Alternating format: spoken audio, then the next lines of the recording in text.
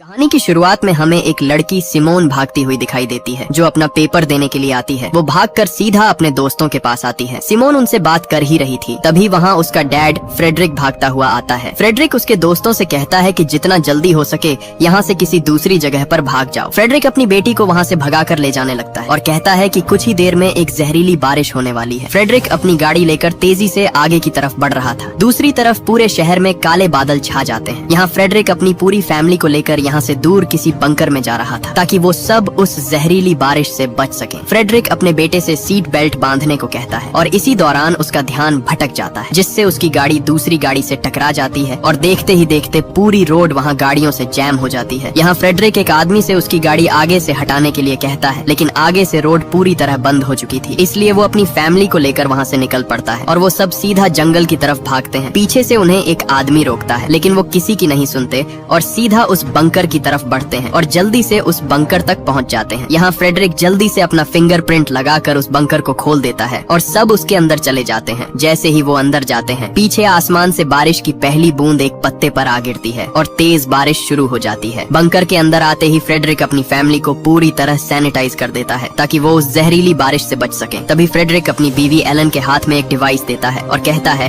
कि इस डिवाइस में बंकर से जुड़ी सब मालूमात है। तभी फ्रेडरिक एक सूट पहनकर बाहर जाने के लिए तैयार हो जाता है। जाने से पहले फ्रेडरिक अपनी बेटी सिमोन से कहता है कि मुझे हर हाल में बाहर जाना होगा, क्योंकि मैं ही इस जहरीली बारिश को रोक सकता हूँ और अगर इसको रोका ना गया तो कोई भी जिंदा नहीं बचेगा। लेकिन आगे से सिमोन उसे बाहर जाने से मना करती है, लेकिन फ्रेडरिक उसे कहता है कि मैं वादा करता हूँ हर हाल में वापस आऊंगा। वो उसे अपने भाई का ख्याल रखने के लिए कहता है और वहाँ से चला जाता है। उसके जाते ही सिमोन अपने मोबाइल पर देखती है तो वहाँ उसके दोस्त भी मुसीबत में थे, क्योंकि उसके दोस्तों के माँ बाप भी उस जहरीली बारिश की वजह से मारे जा चुके थे। ये देखकर वो बहुत घबरा जाती है। इधर एलन बच्चों के लिए चॉकलेट बना रही थी, लेकिन उसके चेहरे और कांपते हुए हाथों से साफ पता चल रहा था कि उसके अंदर भी खौफ बढ़ता जा रहा था। इसी दौरान उस बंकर का दरवाजा जोर जोर से कोई पीटने लगता है। यहाँ एलन उन्हें मना करती है और बताती है कि अगर तुम्हारे डैड होते तो वो खुद अपना फिंगरप्रिंट लगाकर अंदर आ जाते, इसलिए वो उन्हें उस आवाज को नजरअंदाज करने के लिए कहती है। लेकिन आगे से सिमोन अपनी माँ से कहती है कि हमें देखना चाहिए, क्या पता वो हमारे डैड ही हो। इसलिए वो तुरंत आकर उस बंकर का दरवाजा खोल देती है और उसके सामने वही आदमी खड़ा हुआ था जो पहले उन्हें जंगल के अंदर जाने से रोक रहा था। वो आदमी उस बारिश में पूरी तरह भीगकर इन्फेक्टेड हो चुका था और इसी दौरान वो सिमोन के भाई को पकड़कर बाहर खींचता है। लेकिन तभी एलन वहाँ भागकर उस आदमी पर कूद जाती है और इसी दौरान उस जहरीली बारिश की वजह से वो वहाँ तड़पने लगती है। वो दोनों को जल्दी अंदर जाने के लिए कहती है, इसलिए सिमोन तुरंत उस बंकर का दरवाजा बंद कर देती है। अपनी माँ को मरते देखकर वो वहाँ फूट फूट कर रोने लगते हैं, क्योंकि अब उनकी माँ उनके बीच नहीं रही। तभी सिमोन अपने डैड को कॉल करती है, लेकिन उसका डैड उसकी कॉल नहीं उठा रहा था, मतलब वो भी किसी खतरे में है। इसके बाद वो अपने भाई को रात के लिए सुला देती है। अगले दिन सिमोन का भाई वही डिवाइस देखता है जो उसके डैड ने उसकी माँ को दी थी। जब सिमोन उसे देखती है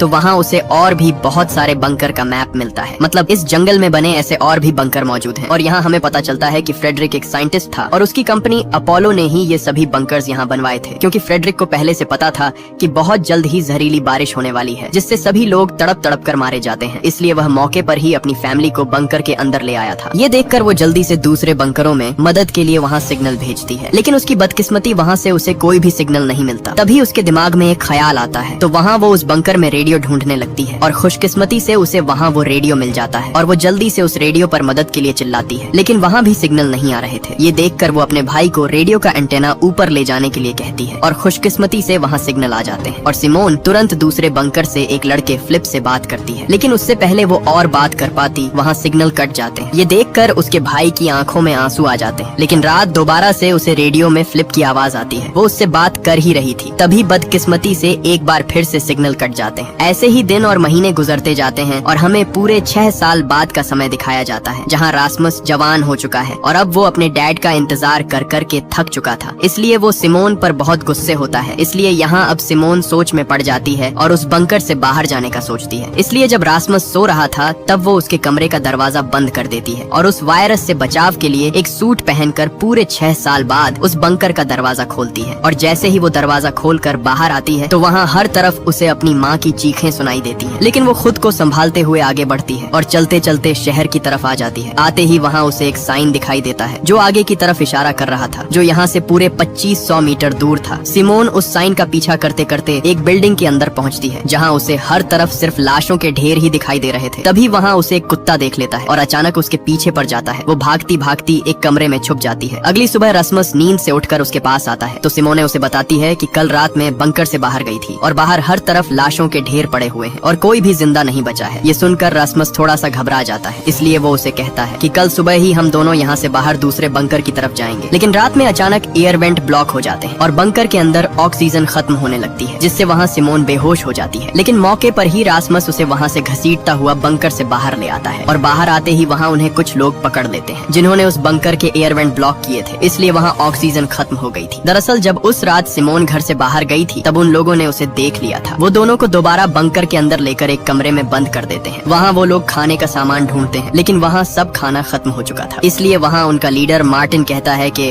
उन दोनों को यहीं अकेला सड़ने के लिए छोड़ दो और फिर सब वहाँ से जाने लगते हैं। लेकिन तभी सिमोन वहाँ उसे आवाज लगाती है और उसे बताती है कि मुझे ऐसे और भी बंकरों के बारे में पता है, लेकिन उनकी लोकेशन सिर्फ और सिर्फ मुझे ही पता है और उन बंकरों में ढेर सारा खाना पड़ा हुआ है। ये सुनकर मार्टिन सोच में पड़ जाता है और उन दोनों को अपने ग्रुप में शामिल कर लेता है। इसके बाद वो सब वहाँ से आगे बढ़ते हैं और थक हार कर वो एक जगह पर आराम करते हैं। यहाँ मार्टिन सिमोन को बताता है कि शायद हम ही इस दुनिया में अकेले बचे हैं, क्योंकि बाहर पूरी दुनिया उस जहरीली बारिश की वजह से तबाह हो चुकी है और जो लोग बचे हैं वो एक दूसरे को मार रहे हैं क्योंकि सब खाना खत्म होता जा रहा है। इसलिए मैं वहाँ खाना ढूंढने के लिए आया था और मुझे मजबूरन तुम्हें बंदी बनाना पड़ा। इसके बाद सीन कट होता है और हमें मार्टिन दिखाया जाता है क्योंकि वह सोल्जर था। वहाँ उसे एक औरत को मारने का कहा गया था जो उस बारिश से इन्फेक्टेड हो चुकी थी, लेकिन मार्टिन उस औरत के हाथ में बच्चा देखकर उस पर शूट नहीं कर पाता और उस इन्फेक्टेड औरत की वजह से उसके सारे साथी उस वायरस की चपेट में आ गए और उस औरत के साथ साथ सब मारे जाते हैं। लेकिन वह मौके पर अपनी जान बचाकर वहाँ से भाग निकला था। इसके बाद सीन प्रेजेंट में आता है जहाँ वे सब दूसरे बंकर्स की तरफ बढ़ रहे थे, लेकिन तभी वहाँ मार्टिन को कुछ शिकारी दिखाई देते हैं जिसे देखकर वह तुरंत नीचे छुप जाते हैं। वो शिकारी अपना ड्रोन वहाँ उड़ाते हैं और अचानक उन्हें एक लड़की भागती हुई दिखाई देती है। वो उसे पकड़ने के लिए उसके पीछे भागते हैं। इसी का फायदा उठाकर मार्टिन सबको वहाँ से जाने के लिए कहता है, लेकिन सिमोन उसे मना कर देती है और कहती है कि हमें उस लड़की की जान बचानी चाहिए। इसलिए न चाहते हुए भी वो सब उसे बचाने के लिए भागते हैं और कुछ ही आगे जाने पर उन्हें वो लड़की उस बारिश के गंदे पानी में फंसी हुई मिलती है जो अब इन्फेक्टेड हो चुकी थी। इसलिए मार्टिन मौके पर ही उसे गोली से मार डालता है और वो वहाँ से आगे जाने लगते हैं। कुछ ही आगे जाकर वो एक बिल्डिंग के पास पहुँचते हैं। वहाँ आते ही उन्हें हर तरफ लाशों के ढेर दिखाई देते हैं। उस बिल्डिंग के अंदर आते ही वो सब वहाँ खिड़कियाँ और दरवाजों को मजबूती से बंद करने लगते हैं ताकि रात उन पर कोई भी बाहर से हमला न कर सके। उन्हें खुशकिस्मती से उस बिल्डिंग में पीने का साफ पानी भी मिल जाता है, इसलिए वो रात वहीं गुजारने का फैसला करते हैं। सुबह होते ही वो दोबारा से अपना सफर शुरू कर देते हैं और कुछ ही आगे आकर रासमस का पैर उस जहरीली बारिश के पानी में धंस जाता है। जब मार्टिन को ये पता लगता है तो वो सबको उससे दूर रहने के लिए कहता है क्योंकि वो भी अब इन्फेक्टेड होने वाला था और तभी मार्टिन उसे शूट करने ही वाला था। वहाँ उसके सामने सिमोने आ जाती है और उसे गोली चलाने से मना करती है क्योंकि वो अपने भाई को खोना नहीं चाहती थी। लेकिन जब वहाँ एक लड़की बेट्राइस उसके जूते चेक करती है तो वो जूते वाटरप्रूफ थे और पानी ने उसके पैरों को जरा भी नहीं छुआ, इसलिए वो बच जाता है और वो सब दोबारा आगे की तरफ बढ़ते हैं और कुछ ही आगे आने पर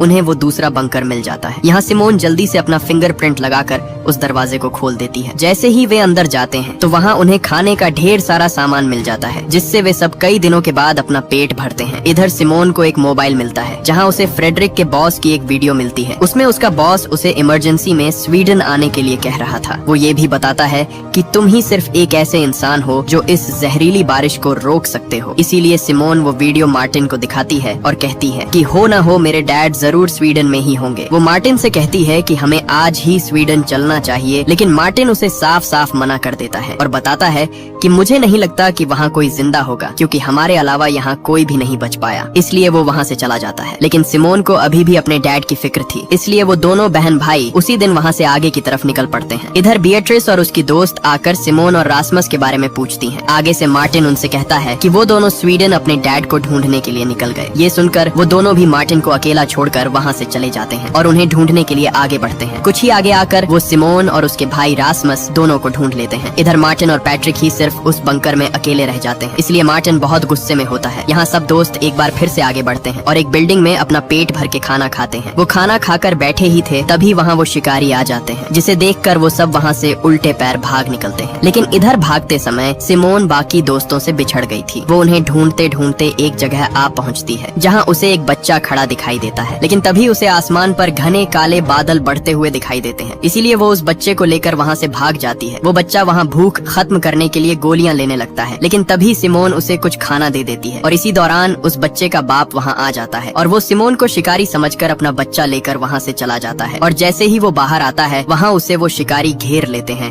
और वहाँ उसे बुरी तरह पीट डालते हैं। ये देखकर सिमोन घबराकर वहाँ से भाग निकलती है, लेकिन भागते हुए पीछे से उसे एक आदमी देख लेता है। इधर सिमोन जैसे ही एक बिल्डिंग में आती है वहाँ उसे उसके दोस्त मिल जाते हैं। वो उन्हें वहाँ से भागने के लिए कहती है, लेकिन तभी वही आदमी आ जाता है जिसने सिमोन को भागते देख लिया था। वो उनसे खाना मांगता है, लेकिन उनके पास खाना नहीं था, इसलिए वो आदमी रासमस को पकड़ लेता है और उसे मारने ही वाला था। तभी वहाँ मार्टिन आकर उस पर गन तान देता है, इसलिए डर से वो आदमी उसे चाकू घोंप कर वहाँ से भाग जाता है और रासमस वहाँ बुरी तरह तड़पने लगता है। इसलिए सिमोन मार्टिन से कहती है कि पास ही एक और बंकर है, हमें जल्दी से वहाँ जाना होगा। अब जैसे तैसे करके वो रासमस को लेकर वहाँ से उस बंकर की तरफ भागते हैं। वो जल्दी से उस बंकर तक पहुँच जाते हैं और अंदर आकर तुरंत रासमस के जख्म पर पट्टी करते हैं। इधर मार्टिन सिमोन को एक डिवाइस दिखाता है जिसमें पूरे शहर का मैप था। मार्टिन उसे बताता है कि इस मैप में जो दीवार है वहाँ जरूर वायरस नहीं होगा, क्योंकि ये गवर्नमेंट ने बनाई ही इसलिए होगी ताकि वायरस से इन्फेक्टेड लोग दूसरी तरफ ना जा सके। अगर हम इस जगह पहुँच गए तो शायद हम बच सकते हैं। इधर रासमस का जख्म भी धीरे धीरे बढ़ रहा था। ये देख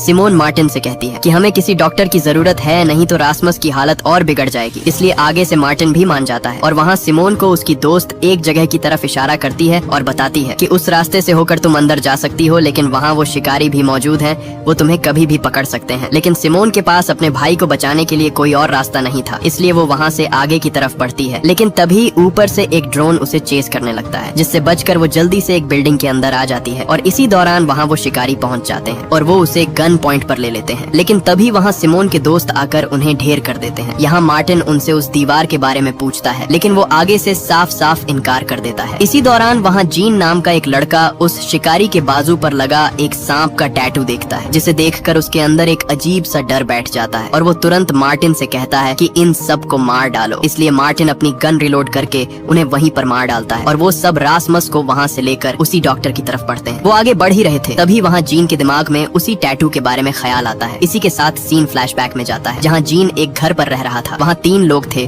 जिनमें एक छोटी लड़की और उसकी माँ और पिता थे। क्योंकि जीन की माँ और पिता उस वायरस से मारे गए थे, इसलिए उसे एक घर में पनाह मिल गई थी। एक दिन जब जीन उस घर में काम कर रहा था, तभी वहाँ शिकारियों की एक गाड़ी आती है। तब वो उस लड़की का बाप जाकर बाहर देखता है, तो वो शिकारी उससे कोई बात पूछते हैं, लेकिन वो आगे से मना कर देता है और बात न बताने पर वो उसे वहीं पर गोली मार डालते हैं। इधर जीन भी उन्हें एक सुराख से देख रहा था। तभी वहाँ उसे वही आदमी दिखाई देता है जिसके हाथ में सांप वाला टैटू छपा हुआ था। ये देखकर जीन उस लड़की का मुंह जोर से दबाकर बंद कर देता है ताकि उसकी आवाज वो शिकारी न सुन ले। इसी दौरान वो शिकारी उस लड़की की माँ को भी पकड़कर वहाँ से ले जाते हैं। जब वो चले जाते हैं तब जीन उस लड़की के मुंह से हाथ हटा देता है, लेकिन जब वो देखता है तो वहाँ वो लड़की अपना दम तोड़ चुकी थी। ये देखकर जीन अंदर से पूरी तरह टूट जाता है। इसके बाद सीन प्रेजेंट में आता है, जहाँ वे सब एक जगह पर पहुँचते हैं। वहाँ वे ड्रोन की मदद से उस डॉक्टर के घर का पता लगाते हैं और पता लगाकर वो उस डॉक्टर के घर तक पहुँच जाते हैं और तभी वो उस डॉक्टर के घर का दरवाजा खटखटाते हैं। तभी वो डॉक्टर बाहर निकलकर उन पर गन तान देती है, लेकिन जैसे तैसे करके सिमोन उसे शांत करती है और मौके पर ही मार्टिन उसे सब कुछ बता देता है कि उन्हें उसकी मदद की बहुत जरूरत है। इसलिए वो उनकी मदद के लिए तैयार हो जाती है और वो डॉक्टर रासमस के जख्म पर टांके लगा देती है। इसी दौरान वो उसे बताती है कि रासमस का जख्म अभी पूरी तरह ठीक नहीं हुआ, इसलिए हमें इसे टेटेनस का इंजेक्शन लगाना होगा। वो उनसे कहती है कि इंजेक्शन के लिए हमें एक बंकर में जाना होगा जो उसके घर के पास ही है। इसलिए वो तीनों उसी बंकर की तरफ बढ़ते हैं और आते ही सिमोन को वही बंकर दिखाई देता है जो उसके डैड की कंपनी अपोलो का था। डॉक्टर उसे बताती है कि मैं भी अपोलो कंपनी में काम करती थी, इसलिए मुझे भी यही बंकर दिया गया। अंदर आते ही वो डॉक्टर सिमोन के लिए एक इंजेक्शन तैयार करती है और उसे एक बेड पर बांध देती है। तभी वो डॉक्टर सिमोन को धक्का देकर उसे भी एक रस्सी से बांध देती है। वो उसे बताती है कि तुम्हारे ही डैड फ्रेडरिक की वजह से मेरी पूरी फैमिली जान से मर गई, यहाँ तक कि मेरे बच्चे भी उस बारिश की वजह से मारे गए। डॉक्टर उससे कहती है कि अगर तुम्हारे डैड वो एक्सपेरिमेंट न करते तो वो जहरीली बारिश न होती और आज मेरे बच्चे और मेरी फैमिली जिंदा होती। इधर बाकी दोस्त वहाँ उस डॉक्टर के घर से खाना ढूंढ रहे होते। तभी मार्टिन बाहर देखता है तो वही शिकारी आ चुके थे। यहाँ जब जीन देखता है तो बाहर वही शिकारी खड़ा था जिसके बाजू पर सांप का टैटू छपा हुआ था। इसे देखकर वह एकदम से चौंक जाता है, इसलिए वह एक गन उठाता है और बाहर आकर उस शिकारी को वहीं पर ढेर कर देता है। लेकिन तभी वहाँ उसे वो शिकारी आकर पकड़ लेते हैं। ये देख बाकी बच्चे दोस्त वहाँ से भाग निकलते हैं। इधर वो डॉक्टर रासमस को वो जहरीला इंजेक्शन लगाने ही वाली थी, तभी वहाँ पैट्रिक आकर उसे गोली मार देता है और मौके पर ही सब वहाँ से भाग निकलते हैं और दोबारा से अपना आगे का सफर शुरू करते हैं। और कुछ ही आगे आने पर उन्हें दूर एक घर दिखाई देता है जिसके अंदर लाइट जल रही थी, मतलब वहाँ कोई रह रहा है, इसलिए वो उसके पास आ जाते हैं। लेकिन तभी वहाँ एक आदमी उनके सामने आ जाता है। वो उन्हें अपने घर के अंदर रात गुजारने की इजाजत दे देता है, लेकिन उन्हें अपने हथियार बाहर ही रखने होंगे, इसलिए न चाहते हुए भी वो उस घर के अंदर चले जाते हैं। अंदर आते ही उनके सामने एक जैसे कपड़े पहने बहुत सारे लोग थे, जिसे देखकर उन्हें वहाँ कुछ अजीब सा लगता है। वो उन्हें रात गुजारने के लिए एक कमरा देते हैं जिसमें वो अपनी नींद पूरी करते हैं। और सुबह होते ही वहाँ एक औरत कैरेन उन्हें सुबह का नाश्ता करने के लिए कहती है। और कई दिनों के बाद आज वो अपना पेट भरकर खाना खाते हैं। लेकिन हैरानी की बात ये कि इन लोगों के पास इतना खाना आया कहाँ से है। इसके बाद वहाँ उस घर के अंदर सिमोन रासमुस को एक डॉक्टर के पास ले आती है, क्योंकि उसका जख्म धीरे धीरे बढ़ता जा रहा था। वो डॉक्टर वहाँ एक इंजेक्शन निकालता है जो बिल्कुल वैसा ही था जो पहले उस डॉक्टर के पास था जो इन्हें मारना चाहती थी। इसलिए ये देखकर सिमोन उसे मना कर देती है और कहती है कि रासमुस को बेहोश किए बिना उसका इलाज करे। इसलिए वो डॉक्टर उस इंजेक्शन को साइड पर रख देता है। और जब उस डॉक्टर का ध्यान रासमुस की तरफ जाता है तो मौके पर ही सिमोन वहाँ से एक इंजेक्शन को अपने पास छुपा लेती है। वो जल्दी से उन इंजेक्शन को चेक करने लगती है। चेक करते ही उसे पता चलता है कि ये अपोलो कंपनी के ही इंजेक्शन थे। रात को सब लोग खाना खा रहे थे, लेकिन इधर मार्टिन छुपकर पूरे घर की छानबीन कर रहा था। तभी वो एक फ्रिज को खोलता है तो वहाँ उसके सामने इंसान की कटी हुई बॉडी लटक रही थी, जिसे देखकर उसके पैरों तले जमीन ही खिसक जाती है। इधर वो आदमी सब दोस्तों को एक छोटा सा पैकेट देता है और सबसे कहता है कि अगर किसी के पैकेट में एक छोटा सा फूल आ गया तो उसको अपनी जान देनी होगी। मतलब यहाँ सब लोगों की भूख को मिटाने के लिए हम उसे काटने वाले हैं। ये सुनकर वो सब एकदम से चौंक जाते हैं। वो वहाँ से जाने की कोशिश करते हैं, लेकिन उन्हें फिर से बैठा दिया जाता है। तभी मौके पर मार्टिन आकर उस आदमी के मुंह पर मुक्का दे मारता है, लेकिन इसी दौरान वो डॉक्टर उसे गन पॉइंट पर ले लेता है। वो आदमी सबसे उनके पैकेट खोलने को कहता है। यहाँ धीरे धीरे सब अपना पैकेट खोलने लगते हैं, लेकिन आखिर में जब लीना अपना पैकेट खोलती है तो उसी के पैकेट से ही वो फूल निकल आता है, जिसे देखकर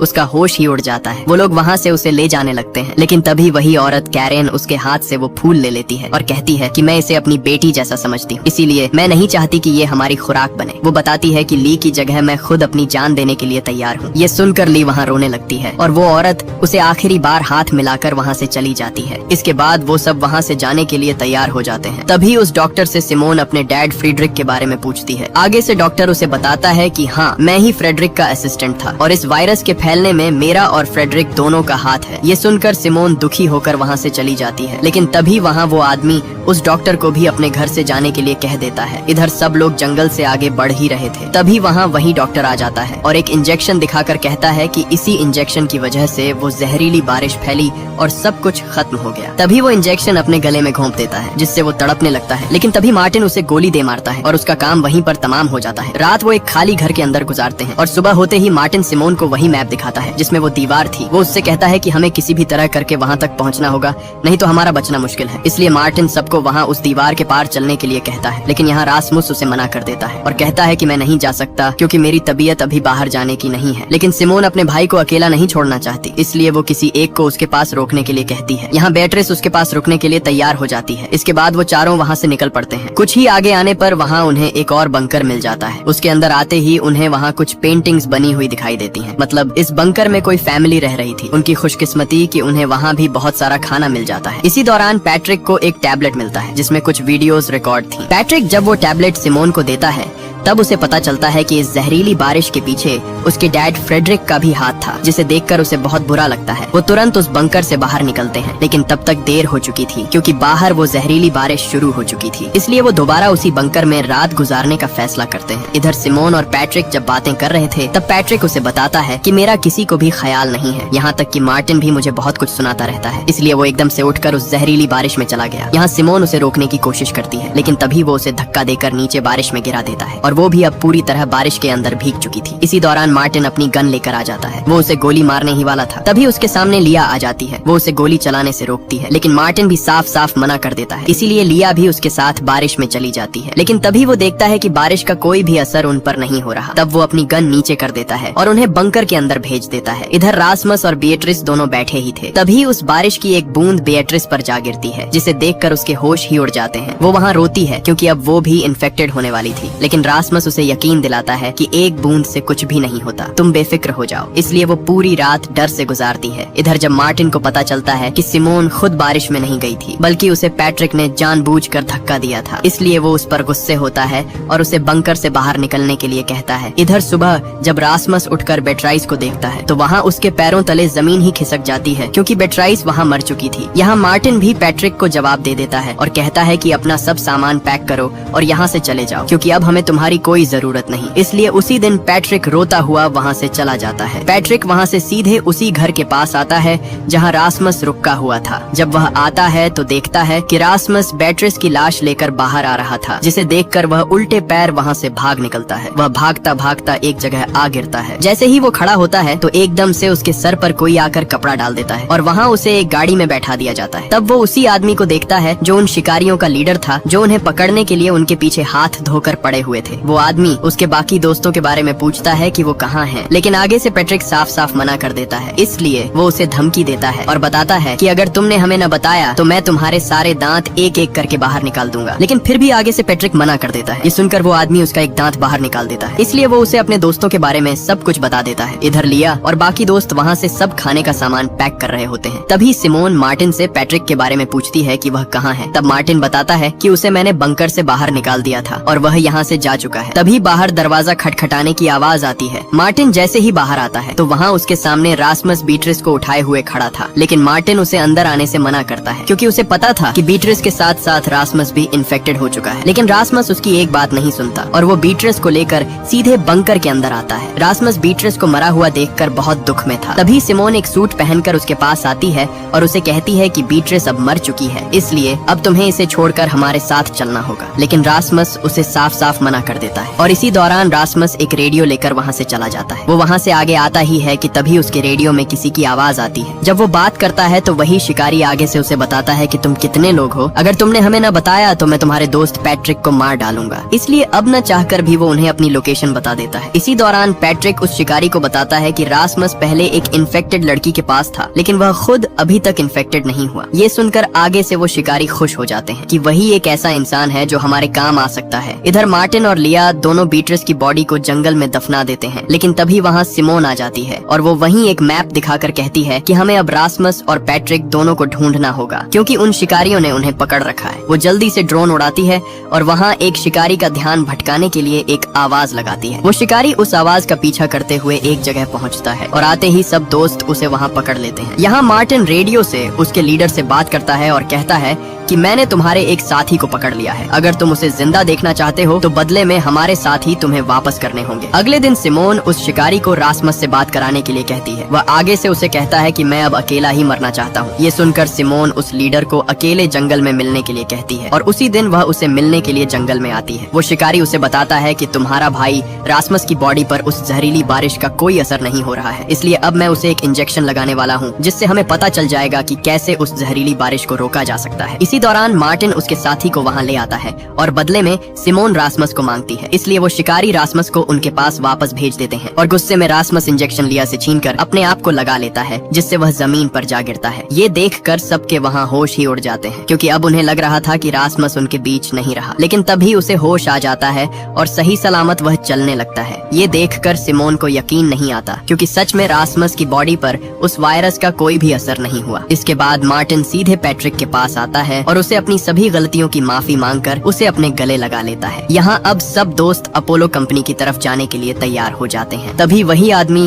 रास्मस के माथे पर प्यार देकर कहता है कि तुम ही हम सबको बचाने के लिए हमारी आखिरी उम्मीद हो। इसके बाद वो सब वहाँ से निकल जाते हैं। कुछ ही देर में वो सब अपोलो कंपनी तक पहुँच जाते हैं। पहुँचते ही वो शिकारी सिमोन और रास्मस को ही आगे जाने के लिए कहता है। बाकी सब लोग अंदर नहीं जा सकते, उन्हें एक बंकर में ही रुकना होगा। वो दोनों कुछ ही आगे बढ़ते हैं तो वहाँ उनके सामने फ्रेडरिक आ जाता है, यानी सिमोन का डैड। ये देखकर वह एकदम से चौंक जाती है। वह अपने डैड पर बहुत गुस्सा होती है क्योंकि उसके डैड ने वापस आने का वादा किया था, लेकिन कई साल बीत गए और वो नहीं आए। तभी अचानक रास्मस नीचे गिरकर बेहोश हो जाता है। वो जल्दी से उसे मेडिकल वार्ड में ले जाते हैं और फ्रेडरिक सिमोन को बाहर इंतजार करने के लिए कहता है। इधर जैसे ही सब दोस्त उस बंकर के अंदर आते हैं, वहाँ लिया को जीन की जैकेट मिलती है। वो उसे ढूंढते हुए कुछ ही आगे बढ़ती है तो जीन उसके सामने खड़ा था, जिसे देखकर उसकी खुशी का कोई ठिकाना नहीं रहता। मतलब जीन अभी भी जिंदा था क्योंकि वो शिकारी असल में अपोलो कंपनी के ही थे। दूसरी तरफ फ्रेडरिक सिमोन को रास्मस को दिखाने के लिए उसकी वार्ड के बाहर ले आता है। सिमोन अंदर जाना चाहती थी, लेकिन फ्रेडरिक उसे रोक लेता है और कहता है कि घबराने की कोई बात नहीं है, मैं ये सब तुम्हारे लिए ही कर रहा हूँ ताकि तुम सब इस वायरस से बच सको। इधर वार्ड में एक डॉक्टर रास्मस की थूक का सैंपल लेना चाहती थी, लेकिन रास्मस उसे मना कर देता है। तब वो डॉक्टर उसके साथ जबरदस्ती करती है, जिससे रास्मस उसके हाथ पर काट लेता है। दूसरी तरफ फ्रेडरिक जल्दी से सिमोन के पास आता है और घबराहट में उसे बताता है कि अपने भाई को लेकर यहाँ से जितना जल्दी हो सके दूर चले जाओ, क्योंकि अब इस वायरस का कोई इलाज नजर नहीं नहीं आ रहा है और ये बहुत तेजी से फैलने वाला है, जिससे सब लोग मारे जाएंगे। जैसे ही वो रासमस के वार्ड में आता है तो वहाँ वो डॉक्टर रासमस के काटने पर तड़प कर मर चुकी थी। ये देखकर फ्रेडरिक जल्दी से रासमस की थूक लेकर माइक्रोस्कोप पर जब देखता है तो वहाँ उसके पैरों तले जमीन ही खिसक जाती है और वो तुरंत सब बंकर पर इमरजेंसी लगा देता है और सब बंकर वहाँ पूरी तरह बंद हो जाते हैं। फ्रेडरिक जल्दी से अपोलो कंपनी के मैनेजर से बात करता है। वो आगे से उसे बताता है कि किसी भी तरह करके रासमस का ऑपरेशन करो ताकि हम वैक्सीन बना सकें। लेकिन फ्रेडरिक को पता था कि अगर उसने रासमस का ऑपरेशन किया तो रासमस अपनी जान से हाथ धो बैठेगा और वह यह बिल्कुल नहीं चाहता था। इसलिए फ्रेडरिक सिमोन से कहता है कि जितना जल्दी हो सके अपने भाई को यहाँ से कहीं दूर ले जाओ क्योंकि उसकी जान खतरे में है। ये सुनकर सिमोन जल्दी से आकर मार्टिन से बात करती है और उसे बंकर के दरवाजे खोलने का रास्ता बताती है और जैसे तैसे करके वो उस बंकर का दरवाजा खोल लेते हैं और रासमस को साथ लिए बिना वहाँ से बाहर भाग निकलते हैं। लेकिन तभी आगे से फ्रेडरिक आ जाता है और उनसे कहता है कि तुम्हें रासमस को भी साथ लेकर ही जाना होगा। तभी फ्रेडरिक अपनी गन उन पर तान देता है और धमकी देता है कि अगर तुम रासमस को साथ लेकर नहीं गए तो मैं तुम सबको गोली मार डालूंगा। लेकिन अचानक मार्टिन आगे बढ़ता है और मौके पर ही फ्रेडरिक उसे गोली मार देता है, जिससे मार्टिन बुरी तरह जख्मी हो जाता है। लेकिन तभी सिमोन उसे धक्का देकर नीचे गिरा देती है और जैसे तैसे करके वो सब अपनी जान बचाकर वहाँ से भाग निकलते हैं। और इस मूवी का पार्ट 1 यहीं पर खत्म हो जाता है। अगर आपको इसका पार्ट 2 चाहिए तो कमेंट में पार्ट 2 लिखें।